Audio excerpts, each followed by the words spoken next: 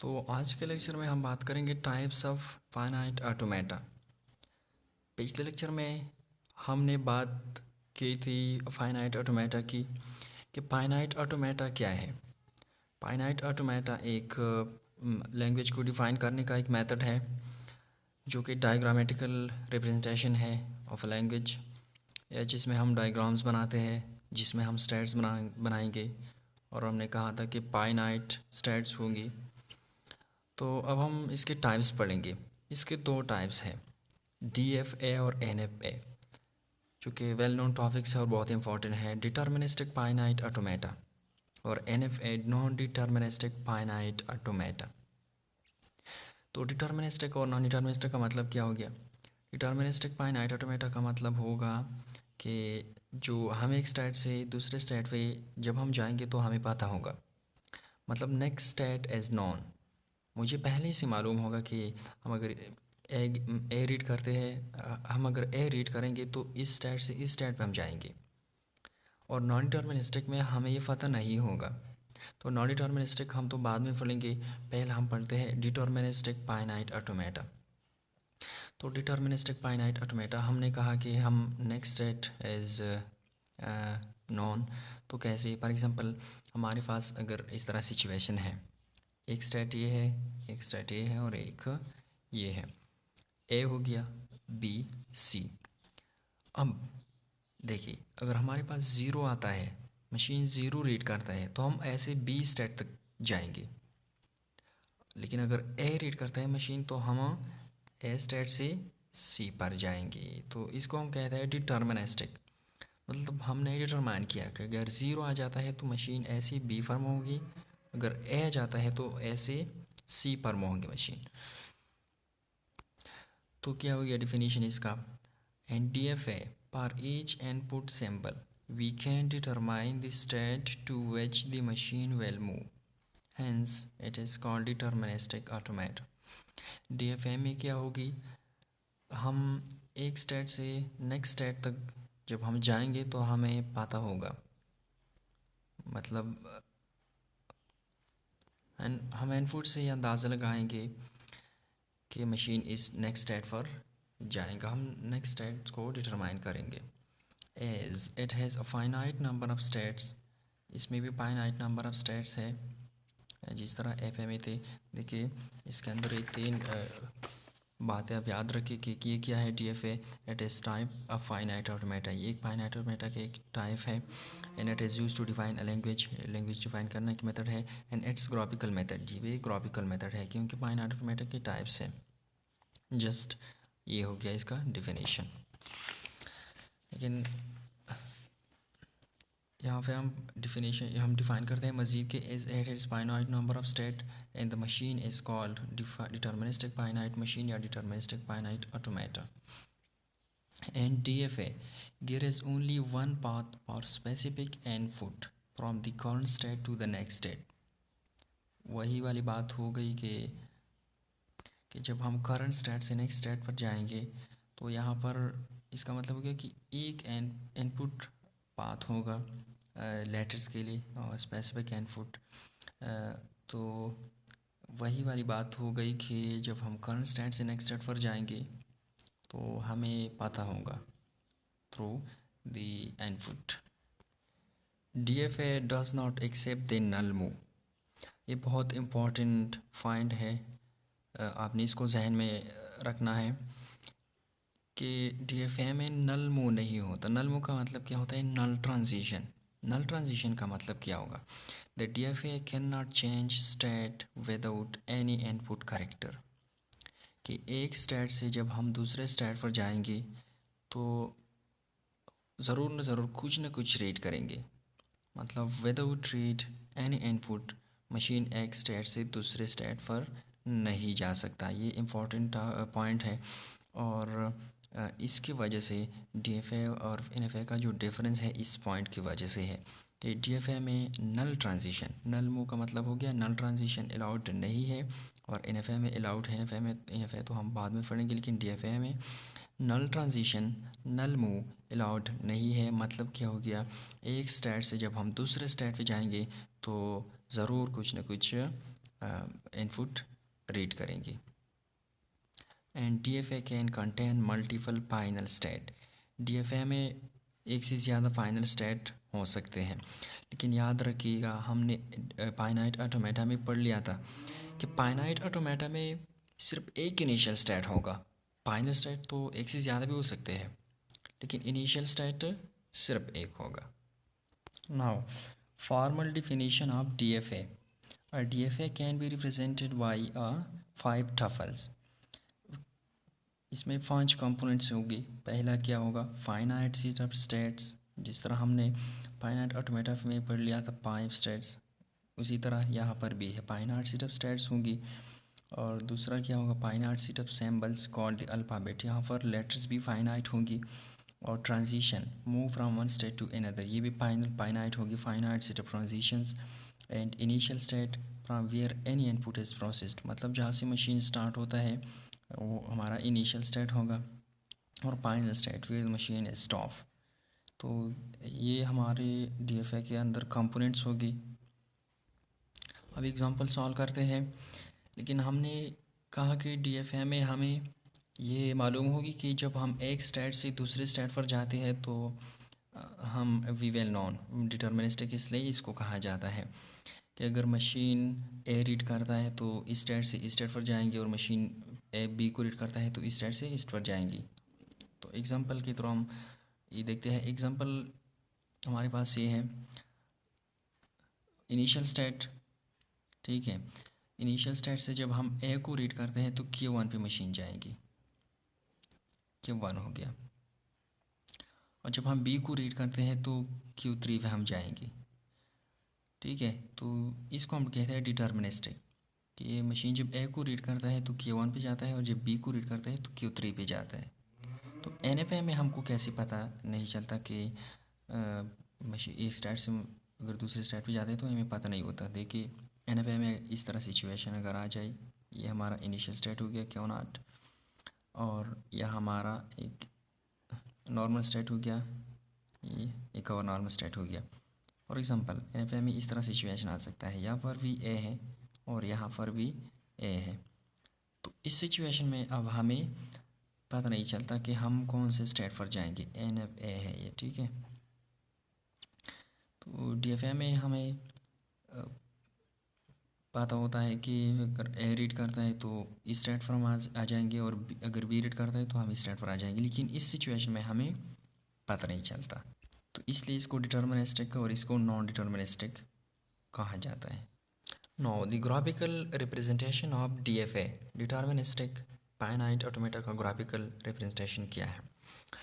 A DFA can be represented by diagrams called state diagram, in which first one, the state is represented by vertices, जो states होंगे हमारे वो हम circle से represent करेंगे।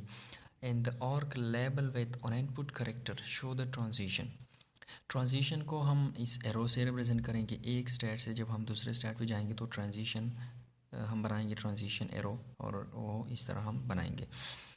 Third one क्या है, the initial state is mark with on arrow, initial state से पहले हम इस एरो को लगाएंगे। लेकिन ये जो फाइंड है ये थर्ड वन, ये उस सिचुएशन में होगा जब हम इनिशियल स्टेट को Q0 से रिप्रेजेंट करेंगे। हमने कहा था इनिशियल स्टेट का रिप्रेजेंटेशन 2-3 तरीक़ों से, ये इस सिचुएशन में होगा जब हम इनिशियल स्टेट को Q0 से रिप्रेजेंट करेंगे तो इससे पहले हम इस तरह एरो को लगाएंगे। लेकिन जब हम इनिशियल स्टेट को माइनस से रिप्रेजेंट करेंगे, माइनस, तो फिर इस एरो की कोई लगाने की कोई ज़रूरत नहीं है, ये आप याद रखिएगा। जब हम एग्जांपल्स में आगे हम एग्जांपल सॉल्व करेंगे, लेकिन जब हम एग्जांपल्स में Q0 इनिशियल स्टेट लेंगे तो इस तरह एरो हम Q0 इनिशियल स्टेट से पहले लगाएंगे। लेकिन अगर माइनस से हम इनिशियल स्टेट को रिप्रेजेंट करेंगे तो फिर एरो लगाने की कोई ज़रूरत नहीं है, ये इन केस इसमें अप्लाई है। The final state is denoted by और डबल सर्कल, फाइनल स्टेट को हम डबल सर्कल से रिप्रेजेंट करेंगे। तो अब हम कुछ एग्जांपल सॉल्व करेंगे। देखिए, डिफाइन DFA पार लैंग्वेज ABA के लिए DFA को हम बनाएंगे। तो देखिए मैंने ये रो बना दिया इनिशियल स्टेट से पहले, क्योंकि इनिशियल स्टेट हमने क्यू नॉट से रिप्रेजेंट किया। ये हमारा इनिशियल स्टेट है और ये फाइनल स्टेट है। तो एरो लगा दिया, फिर ए हम रीड करते हैं तो ए रीड हो गया, और लेकिन लेटर्स दो अभी बाकी है, तो मैंने नॉर्मल स्टेट बना दिया। फिर बी रीड किया ट्रांजिशन के ऊपर, ट्रांजिशन एरो के ऊपर बी लिख दिया, फिर नॉर्मल स्टेट बना दिया। एक लेटर्स बाकी है तो ए लिख दिया, ट्रांजिशन एरो बना दिया। अब यहाँ पर लेटर्स ख़त्म हो गया तो फाइनल स्टेट बना दिया। तो ये आसान है, हमने फाइनल ऑटोमेटा में भी ये एग्जांपल सॉल्व किया था। दूसरा एग्जांपल हम देखते हैं कि लैंग्वेज आप ऐसा बनाए कि that contains any number of A's, मतलब ए की तादाद एक भी आ जाए, दो भी आ जाए, मतलब इनफाइनाइट। एनी नंबर ऑफ का मतलब क्या होगा, इनफाइनाइट। तो रेगुलर एक्सप्रेशन किस तरह बन जाता है इसका, रेगुलर एक्सप्रेशन। हम फाइनाइट ऑटोमेटिक के अंदर या तो DFA या NFA के अंदर हम जितने भी एग्जांपल सॉल्व करेंगे इसका हम रेगुलर एक्सप्रेशन भी बनाएंगे, ताकि आपका जो रेगुलर एक्सप्रेशन का जो कंसेप्ट है वो मज़ीद और भी क्लियर हो जाए। तो रेगुलर एक्सप्रेशन इसका किस तरह बन जाएगा, contain any number of as.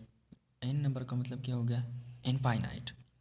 तो इनफाइनाइट नंबर ऑफ टाइम्स के लिए हमने पहले बताया था हम स्टार बनाएंगे, स्टैरिक। स्टैरिक का मतलब कि हो गया कि ए नहीं भी आ सकता, नल।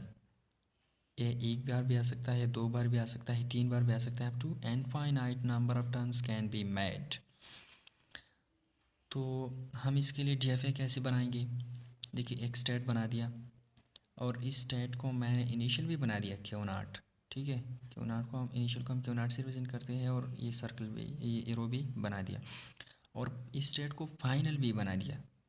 इस ही स्टेट को मैंने इनिशियल भी बना दिया और फाइनल भी बना दिया, क्योंकि यहाँ पर अल्फ़ाबेट लेटर सिर्फ एक है, तो इसलिए मैंने इसको इनिशियल भी बना दिया, और जब आखिर इस ये पे ख़त्म हो जाएंगे तो इसलिए फाइनल भी बना दिया। लेकिन देखिए, अगर एक लेटर्स होता तो मैं इस तरह लिख देता, इनिशियल और फाइनल, बस बात ही ख़त्म। लेकिन यहाँ पर contain any number of A's, मतलब इनफाइनाइट नंबर ऑफ एज यहाँ पर बनेगी। तो इन्फिनिटिव के लिए और इनफाइनाइट नंबर ऑफ टर्म्स के लिए हम फाइनाइट ऑटोमेटा में इस लूप को बनाएंगे, लूप। देखिए लूप, और इस लूप के ऊपर हम उस लेटर्स को लिखेंगे। जस्ट मैंने यहाँ पे लिख दिया ए। लैंग्वेज क्या था, contain any number of A's. मैंने स्टेट बना दिया जो कि इनिशियल भी है और फाइनल भी है, और इसके ऊपर एक लूप बना दिया, लूप के ऊपर और लेटर्स लिख दिया ए। तो अब इसका मतलब हो गया कि ए नहीं भी आ सकता, नल। एक बार भी आ सकता है, लूप है, अपने आप को रिपीट करता है। दो बार भी आ सकता है, तीन बार भी आ सकता है। तो ये हो गया DFA फॉर दिस लैंग्वेज। अब एक और एग्जांपल को देखिए कि language that start with A and contain any number of B. अब एक ऐसे लैंग्वेज को कंसिडर करें कि जिसमें ए से मशीन स्टार्ट हो जाएगा, और बी कितने भी आ सकते हैं, एक भी आ सकता है, दो भी आ सकता है, तीन भी आ सकता है, इनफाइनाइट बी।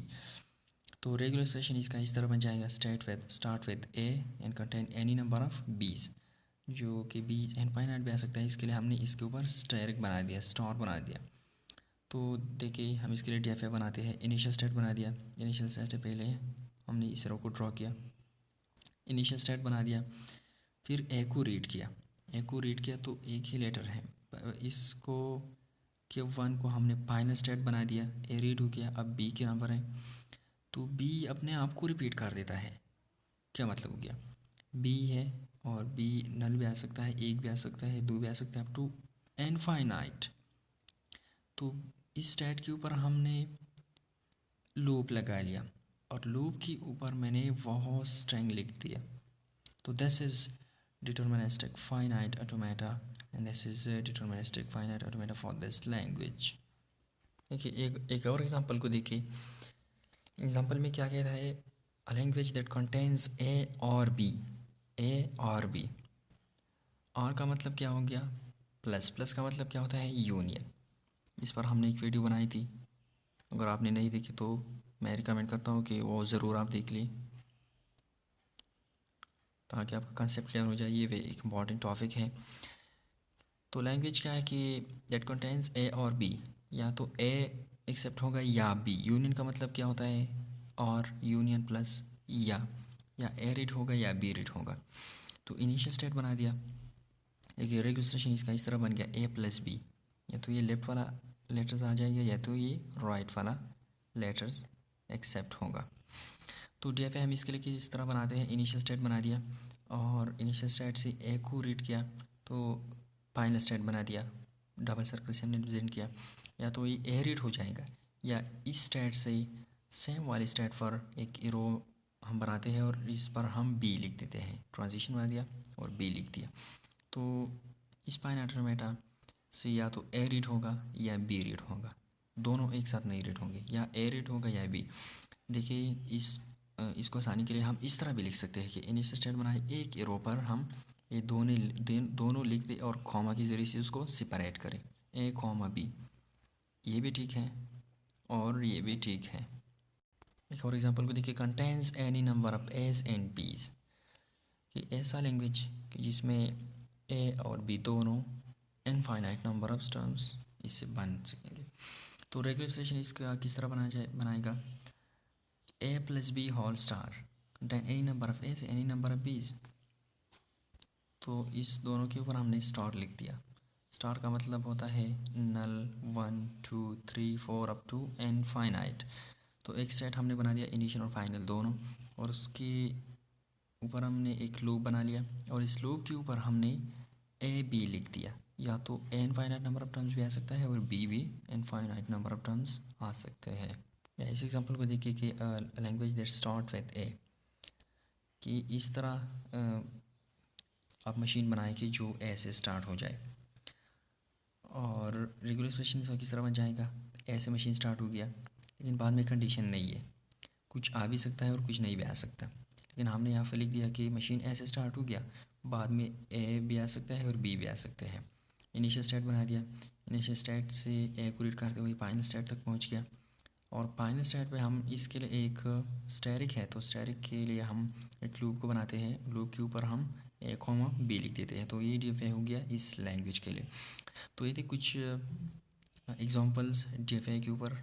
उम्मीद करता हूँ कि आपको समझ में आई होगी डीएफए क्या है। तो नेक्स्ट लेक्चर में हम डीएफए के ऊपर मज़ीद डिस्कशन करेंगे। तो तब तक के लिए बाय।